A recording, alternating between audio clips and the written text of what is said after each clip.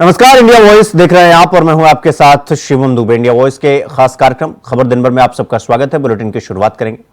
Tata sons के मानद chairman रतन नवल टाटा का गुरुवार 10 अक्टूबर को मुंबई के वर्ली श्मशान घाट पर राजकीय सम्मान के साथ अंतिम संस्कार हुआ।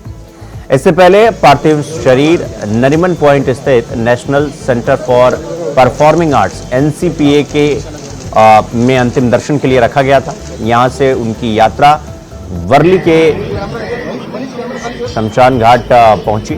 अंतिम संस्कार के पहले उन्हें गार्ड ऑफ ऑनर दिया गया। रतन टाटा ने 86 साल की उम्र में बुधवार देर रात करीब 11 बजे अंतिम सांस ली।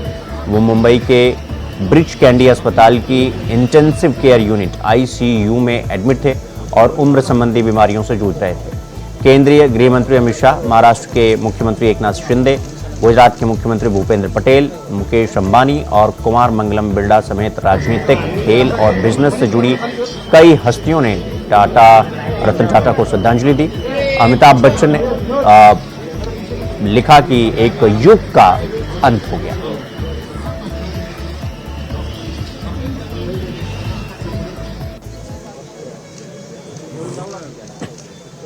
कल श्री रतन टाटा का निधन हो गया और आज मुझे वहां मुंबई जाना पड़ रहा है। सबसे पहले तो मैं रतन टाटा जी को बहुत मनपूर्वक श्रद्धांजलि देता हूं।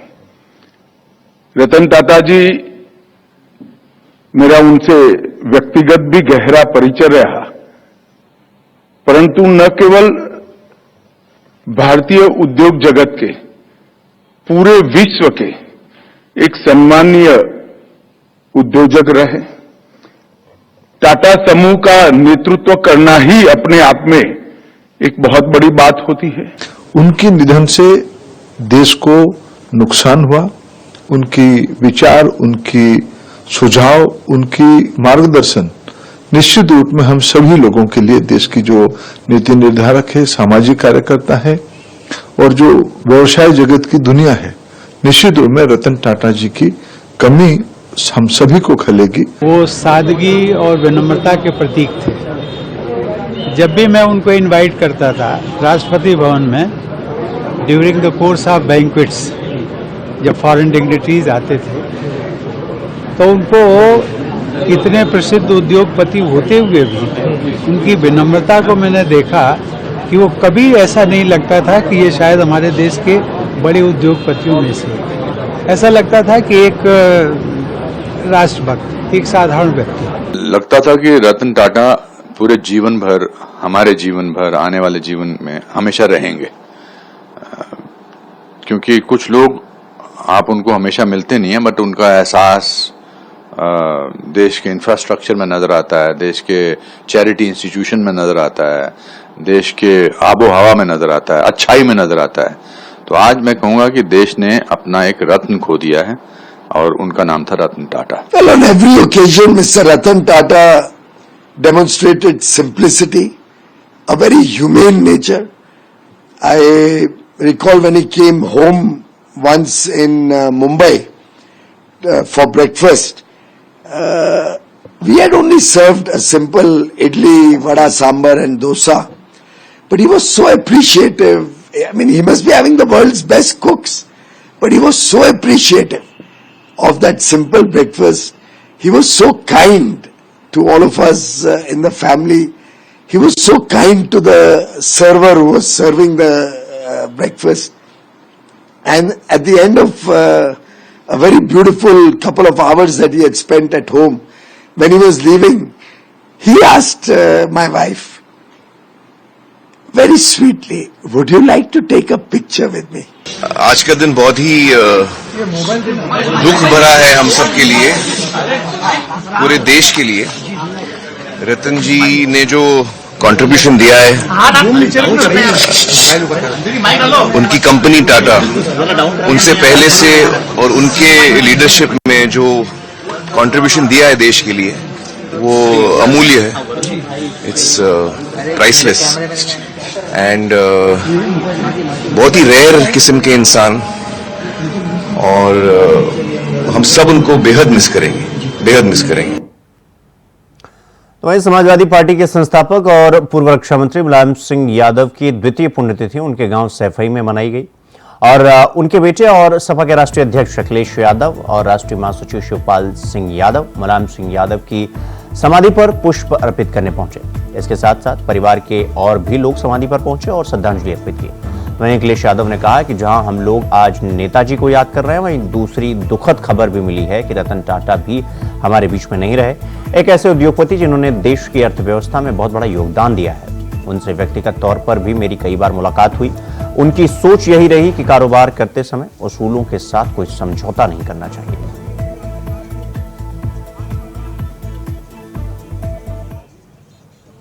जहां हम लोग आज नेताजी को याद कर रहे हैं, वहीं दूसरी दुखद खबर भी मिली है कि देश के बड़े कारोबारी उद्योगपति रतन टाटा जी भी हमारे बीच नहीं रहे हैं।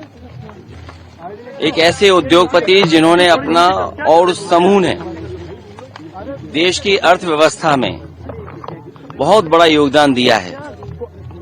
आजादी से पहले और आजादी के बाद से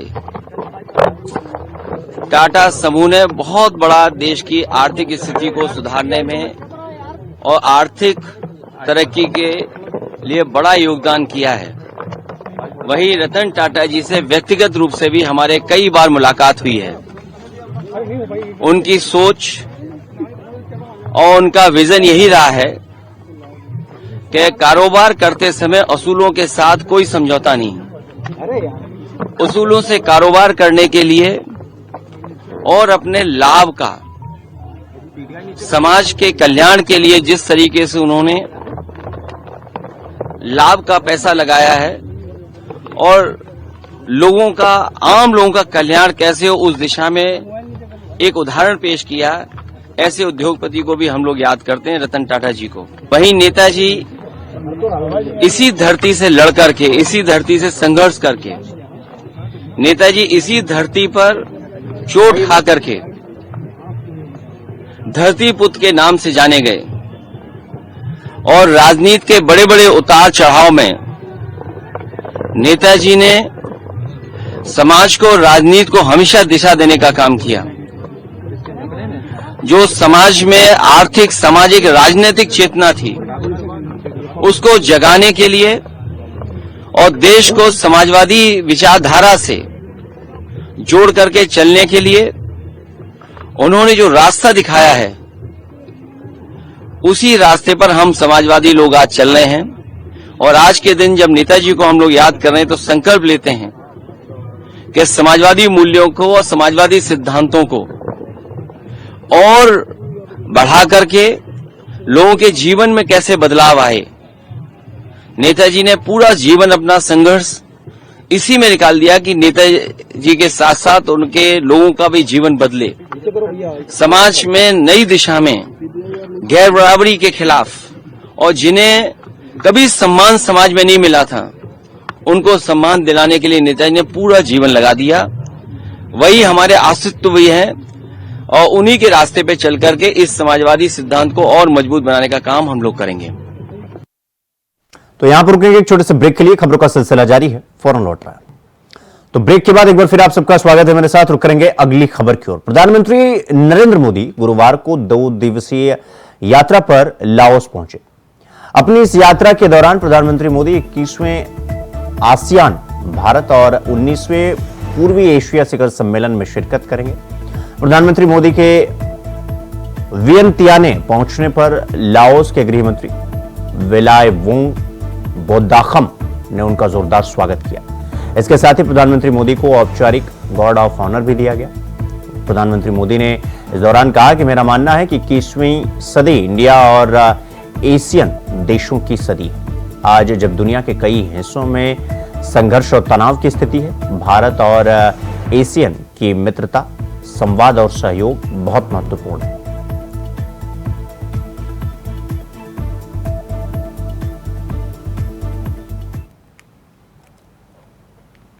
आज आसियान परिवार के साथ इस बैठक में 11वीं बार भाग लेते हुए मैं गौरवान्वित महसूस कर रहा हूं। 10 वर्ष पहले मैंने भारत की एक्ट ईस्ट पॉलिसी की घोषणा की थी। पिछले एक दशक में इस नीति ने भारत और आसियान देशों के ऐतिहासिक संबंधों को नई ऊर्जा, दिशा और गति दी है। आसियान सेंट्रलिटी को प्रमुखता देते हुए 2019 में हमने Indo Pacific ocean initiative launch किया था। यह ASEAN outlook on Indo Pacific को कॉम्प्लीमेंट करता है। पिछले वर्ष क्षेत्रीय सुरक्षा और स्थिरता के लिए मैरीटाइम एक्सरसाइज की शुरुआत की गई है। पिछले 10 वर्षों में आसियान क्षेत्र के साथ हमारा व्यापार लगभग 2 गुना होकर $130 बिलियन से अधिक हो गया है। आज 7 आसियान देशों के साथ भारत ने डायरेक्ट फ्लाइट कनेक्टिविटी है और शीघ्र ही ब्रुनेई के साथ भी सीधी उड़ानें शुरू होगी। तिमोर लेस्ते में हमने नया दूतावास खोला है। आसियान क्षेत्र में सिंगापुर पहला देश था जिसके साथ हमने फिनटेक कनेक्टिविटी स्थापित की और अब यह सफलता अन्य देशों में भी दोहराई जा रही है। पीपल सेंट्रिक अप्रोच हमारी डेवलपमेंट पार्टनरशिप का आधार है। 300 से अधिक आसियान छात्रों को नालंदा यूनिवर्सिटी में स्कॉलरशिप का लाभ मिला है। नेटवर्क ऑफ यूनिवर्सिटीज लॉन्च किया गया है। लाओ, कंबोडिया, वियतनाम, म्यांमार, इंडोनेशिया में साझी विरासत और धरोहर के संरक्षण के लिए काम किया गया है। कोविड महामारी हो या फिर प्राकृतिक आपदा, मानवीय दायित्व उठाते हुए हमने एक दूसरे को सहायता दी है। विभिन्न क्षेत्रों में सहयोग के लिए science and technology fund, digital fund और ग्रीन फंड स्थापित किए गए हैं। भारत ने इनमें $30 मिलियन से अधिक का योगदान किया है। परिणाम स्वरूप आज हमारा सहयोग अंडर वाटर से लेकर स्पेस तक फैला है। यानी पिछले दशक में हमारी भागीदारी हर प्रकार से व्यापक हुई है और ये प्रसन्नता का विषय है कि 2022 में हमने इसे कॉम्प्रिहेंसिव स्ट्रेटेजिक पार्टनरशिप का दर्जा दिया था। साथियों, हम एक दूसरे के पड़ोसी हैं, ग्लोबल साउथ के साथी सदस्य हैं और विश्व में तेज गति से ग्रो करने वाला क्षेत्र है। हम शांतिप्रिय देश हैं, एक दूसरे की राष्ट्रीय अखंडता और संप्रभुता का सम्मान करते हैं और अपने युवाओं के उज्जवल भविष्य के प्रति हम कमिटेड हैं। मेरा मानना है कि 21वीं सदी एशियन सेंचुरी भारत और आसियान देशों की सेंचुरी है। आज जब विश्व के कई हिस्सों में संघर्ष और तनाव की स्थिति है, तब भारत और आसियान की मित्रता, समन्वय, संवाद और सहयोग बहुत ही महत्वपूर्ण है। आसियान की सफल अध्यक्षता के लिए मैं लाओ पीडीआर के प्रधानमंत्री तो समाजवादी पार्टी के अध्यक्ष अखिलेश यादव ने यूपी में 10 सीटों पर होने वाले उपचुनाव के लिए बुधवार को 6 प्रत्याशियों के नामों का ऐलान कर दिया। ये तो महज 6 प्रत्याशी नहीं है, बल्कि सपा के इस लिस्ट में परिवारवाद का पूरा एक तरीके से रेख भी छिपा हुआ है। प्रत्याशियों के नामों की घोषणा के साथ एक बार फिर पीडीए की बात कही गई। सोशल मीडिया प्लेटफॉर्म पर एक्स पे लिखा गया कि पीडीए के नाम एकजुट होकर मतदान। ये रिपोर्ट देखिए।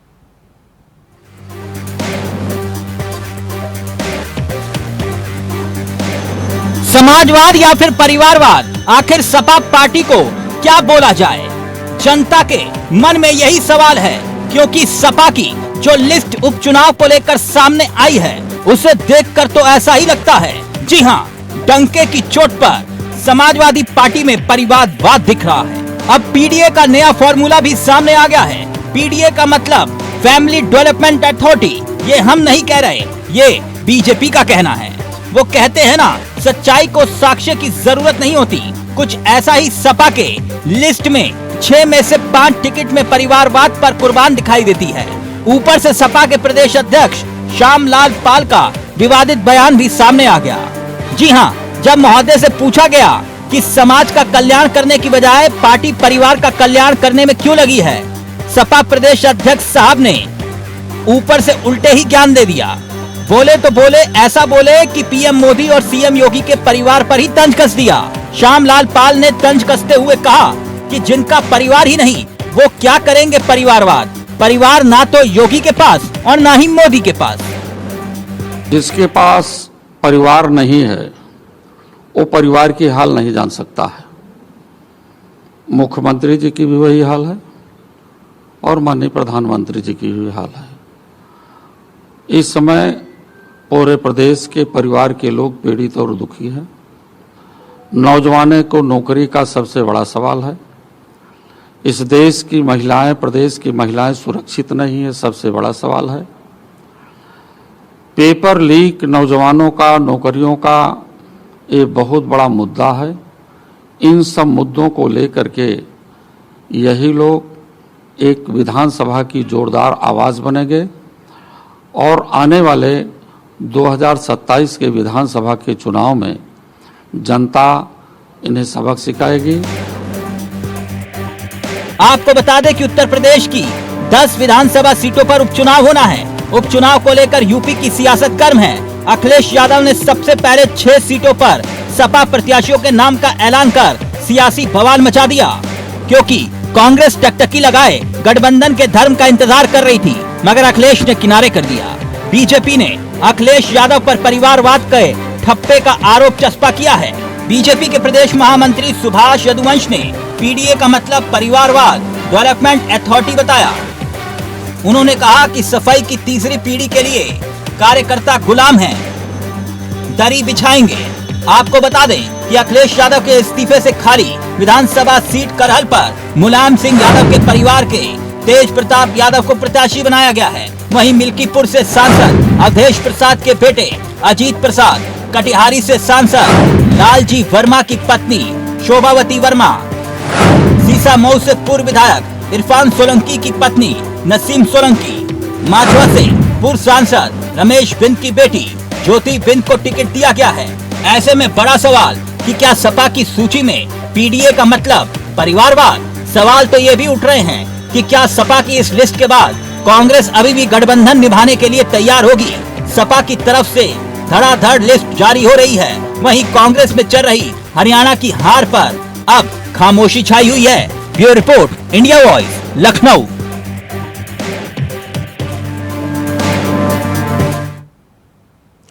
रुक करेंगे अगली खबर की ओर। आम आदमी पार्टी के सांसद संजय सिंह ने दिल्ली के मुख्यमंत्री आतिशी के साथ हुए व्यवहार पर जोरदार विरोध दर्ज किया है। उन्होंने आरोप लगाया है कि दिल्ली के उपराज्यपाल ने मुख्यमंत्री आतिशी के सामान को मुख्यमंत्री आवास से बाहर फेंकवाया, जिसे उन्होंने लोकतंत्र और लोकतांत्रिक मूल्यों के खिलाफ एक गंभीर घटना करार दिया है। सुनिए। पीडब्ल्यूडी विभाग ने, सरकारी विभाग ने दिल्ली के मुख्यमंत्री आतिशी जी को रविवार को चाबी दे दिया था, उसमें उनका सामान रखा हुआ था, तो किस अधिकार से दिल्ली के एलजी ने उनका सामान बाहर कराया, फेंकवाया? आप भारतीय जनता पार्टी के साथ मिलके एक पार्टी जो 27 साल से हार रही है उस पार्टी से मिलके, एक पार्टी जिसका दिल्ली में विधानसभा के चुनाव में एक नहीं 3 बार गर्त में मिल चुकी है, उसके साथ मिलके आप मुख्यमंत्री आवास पे कब्जा करना चाहते हैं और इसके लिए एक महिला मुख्यमंत्री को आप सीएम हाउस से निकाल देंगे, उसका सामान फेंकवा देंगे। वो एलजी जो पार्षद का चुनाव नहीं जीत सकते, उस मुख्यमंत्री का सामान फेंकवा रहे हैं जो 62 विधायकों का समर्थन लेकर मुख्यमंत्री बनी है। दिल्ली के लोगों ने एक चुनी हुई सरकार बनाई है, यह उसका अपमान है। एक गैर निर्वाचित व्यक्ति एलजी जो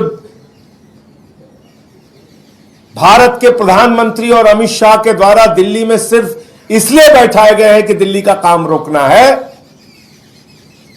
दिल्ली में निर्वाचित मुख्यमंत्री और आम आदमी पार्टी के नेताओं को हर दिन अपमानित करना है, वो एलजी एक महिला मुख्यमंत्री का सामान फेंकवा दे रहे हैं। जब दिल्ली के एलजी अपने राजनिवास में आए थे तो क्या पुराने एलजी से इन्वेंट्री ली गई थी उनके आने से पहले? तो ये मैं समझता हूं कि ये एक निर्वाचित मुख्यमंत्री का, दिल्ली के लोगों के जनादेश का, एक महिला मुख्यमंत्री का, दिल्ली की सरकार का यह अपमान है कि जो पार्टी 27 साल से चुनाव नहीं जीत पा रही है वो दिल्ली के मुख्यमंत्री आवास पे जबरन कब्जा करना चाहती है। खबरों में आगे बढ़ेंगे। अगली खबर लखनऊ से है, जहां हाथरस में सत्संग के दौरान 121 लोगों की जान जाने के मामले में नारायण साकार हरि को न्यायिक आयोग में पेश किया गया। भारी सुरक्षा के बीच बाबा को पेश किया गया, तो वहीं जिस गाड़ी से बाबा को लाया गया उस पर भाजपा का झंडा के साथ विधायक लिखा हुआ था। गाड़ी के मालिक विधायक बाबूराम पासवान बताए जा रहे हैं। आपको बता दें कि 3 सदस्य न्यायिक जांच आयोग के सामने वो पेश हुए। हम तो दर्शन करने के लिए आए हैं। नारायण साकार हरि वो बाबा वो तो है नहीं, नारायण साकार हरि परमात्मा है, वो परम ब्रह्म है, उन्होंने ही संपूर्ण सृष्टि की रचना की है और सब लोग मतलब जो समझ रहे हैं उनको उनकी मर्जी है। जैसा कि अभी उनको वहाँ जो जांच थी उसमें उन्हें हटा दिया गया था, फिर भी जांच के लिए आज बुलाया गया तो वहाँ से वो 40 मिनट पहले ही जा चुके थे, तो अब उनकी मर्जी है किस लिए बुलाया है, कुछ वेरीफाई करना होगा उनको। हरि जी को स्टेटमेंट के लिए बुलाया गया। मैंने पहले भी आप लोगों से वादा किया था, चाहे देव प्रकाश मधुकर पर इनाम घोषित हुआ तब हमने उन्हें पुलिस के सामने सरेंडर किया। हमें उत्तर प्रदेश पुलिस, उत्तर प्रदेश की न्यायिक विभाग, उत्तर प्रदेश में जो यहाँ ऑनरेबल 3 सदस्यीय न्यायिक जांच आयोग बना उन पर और भारत सरकार तथा उत्तर प्रदेश सरकार पर पूरा भरोसा है। हमारे साथ न्याय होगा, जस्टिस होगा।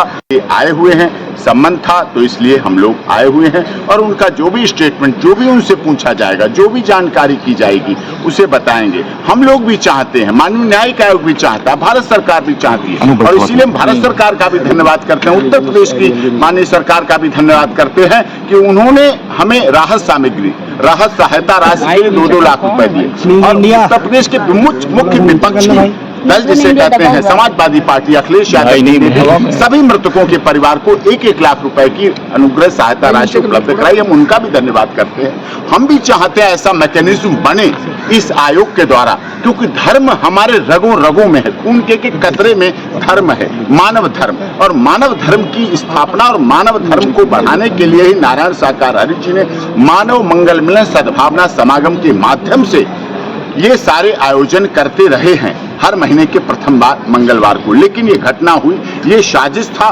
षड्यंत्र था। कुछ असामाजिक तत्व थे, चाहे वो किसी राजनीतिक दल के हों, चाहे सनातन धर्म के विरोधी हों, चाहे जो लोग कुछ समय पहले कहा करते थे सनातन धर्म डेंगू है, मलेरिया है, HIV एड्स है, इस भावना के लोग भी ग्रसित हो सकते हैं। इसीलिए उन्होंने, क्योंकि सनातन धर्म सॉफ्ट टारगेट है, इसलिए उन्होंने इस पर टारगेट किया और 121 हमारी बहनों बेटियों पर जहरीला स्प्रे करके अपना भाग गए। गाड़ियां खड़ी थी एटा की तरफ, डुबर्ट से एटा की तरफ करके, और उस पर हमारी बहनें बेहोश हुई। तो खबर दिन भर में फिलहाल अभी के लिए बस इतना ही। देश और दुनिया की तमाम खबरों को देखने के लिए देखते रहिए इंडिया वॉइस। नमस्कार।